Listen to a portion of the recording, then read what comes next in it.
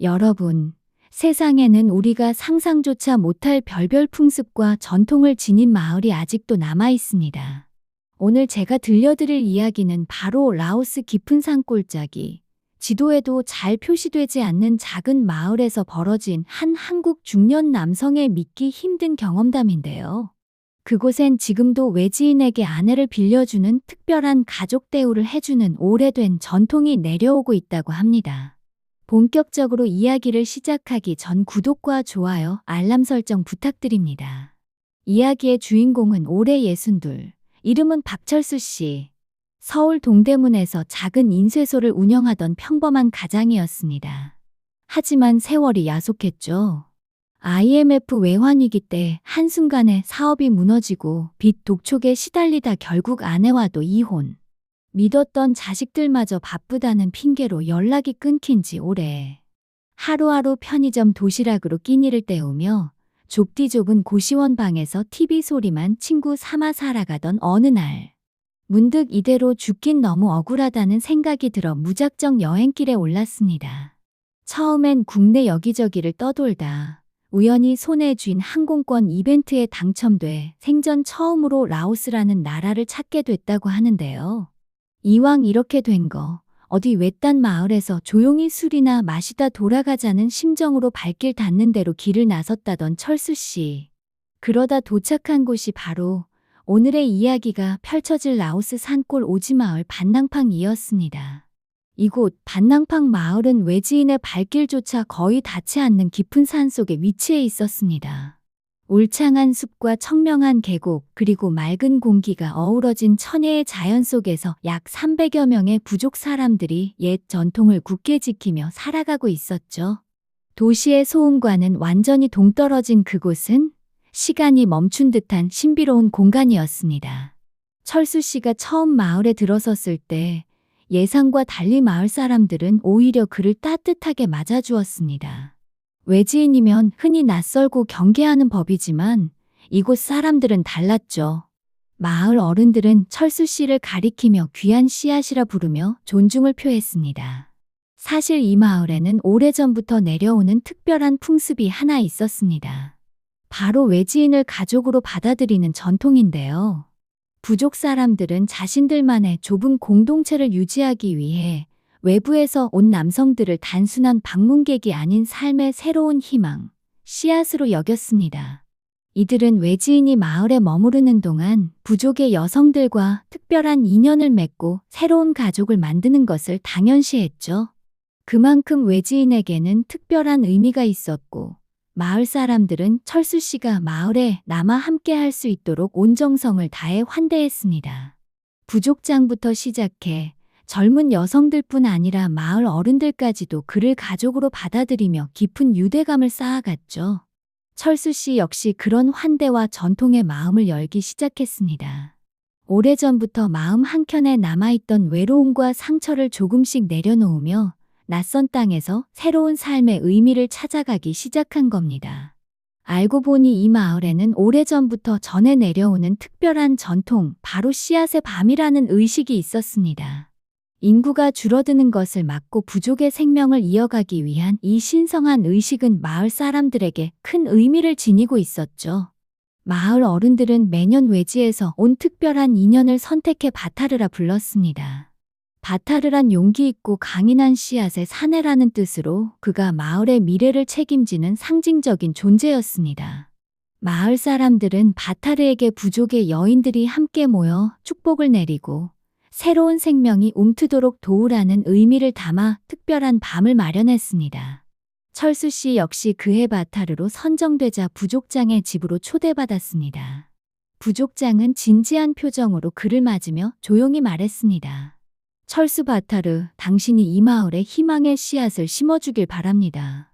우리 모두 당신의 용기에 기대고 있어요. 그날 밤, 마을 광장은 축제의 장으로 변했습니다. 전통 북소리와 리듬에 맞춰 춤추는 사람들의 환호가 산골짜기에 울려 퍼졌죠.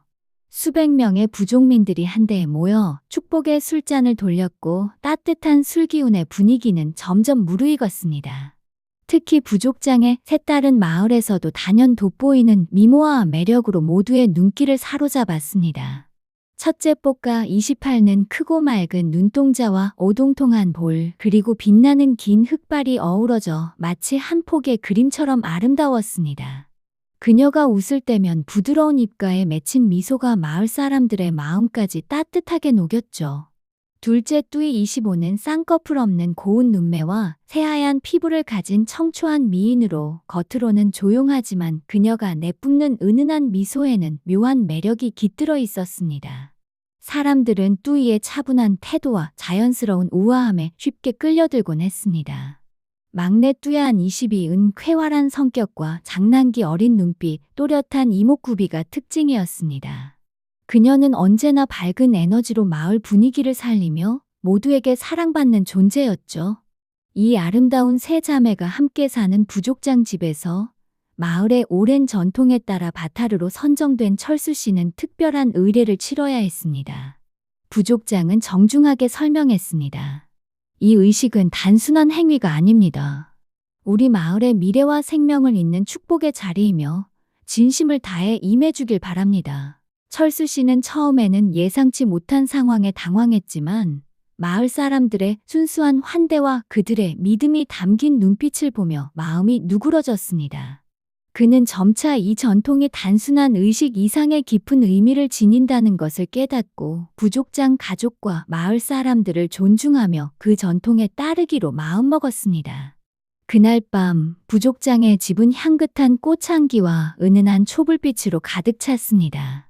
천장에는 전통 방식으로 엮은 화환들이 걸려 있었고 바닥에는 수놓은 매트가 깔려 있어 마을 어른들의 축복과 정성이 고스란히 느껴졌죠.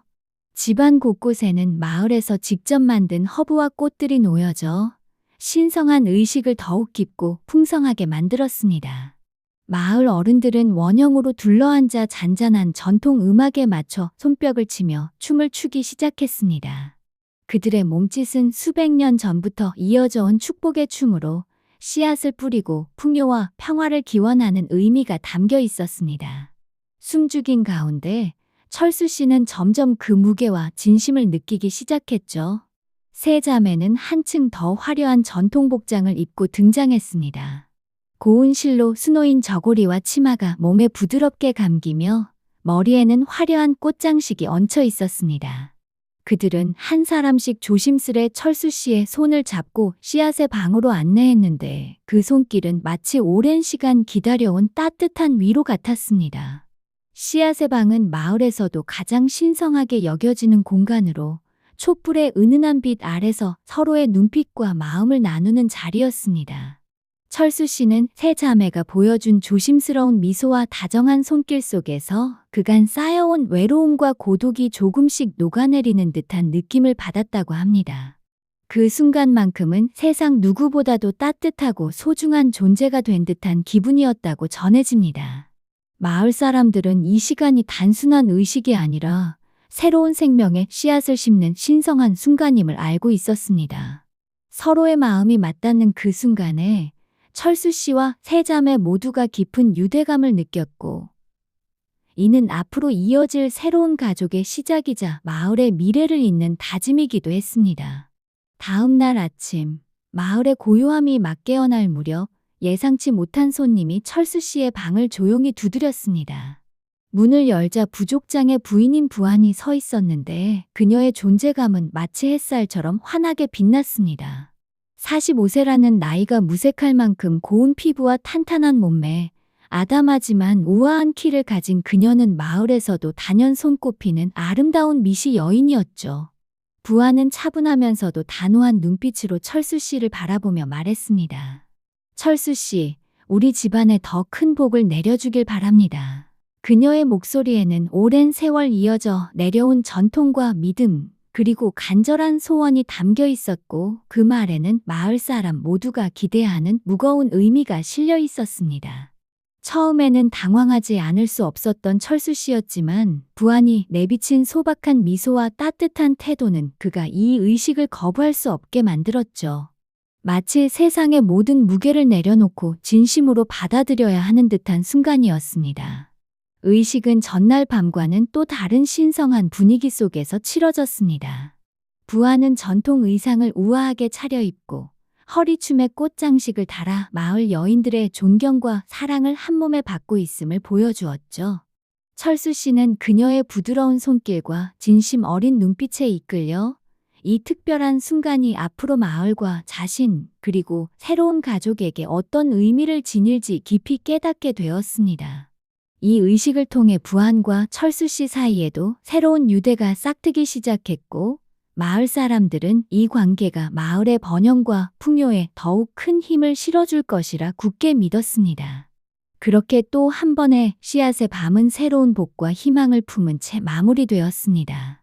몇 달 뒤 마을에는 놀라운 소식이 들려왔습니다. 세 자매와 어머니 부안까지 새 생명을 잉태했다는 소식. 마을 사람들은 철수 씨를 씨앗의 영웅이라 부르며 큰 잔치를 열었고 마을 어른들은 앞으로 철수 씨를 부족의 일원으로 받아들이겠다고 선언했습니다. 그렇게 철수 씨는 낯선 땅 라오스에서 새로운 가족과 삶의 의미를 찾게 된 것이죠. 여러분, 이처럼 세상엔 아직도 우리가 알지 못하는 전통과 풍습 속에서 인연과 기적이 일어나고 있습니다. 때로는 낯선 곳에서 예상치 못한 복과 사랑이 찾아올지 모릅니다. 오늘도 당신의 행복을 응원하며 다음 이야기가 궁금하시다면 구독과 좋아요 부탁드립니다. 감사합니다.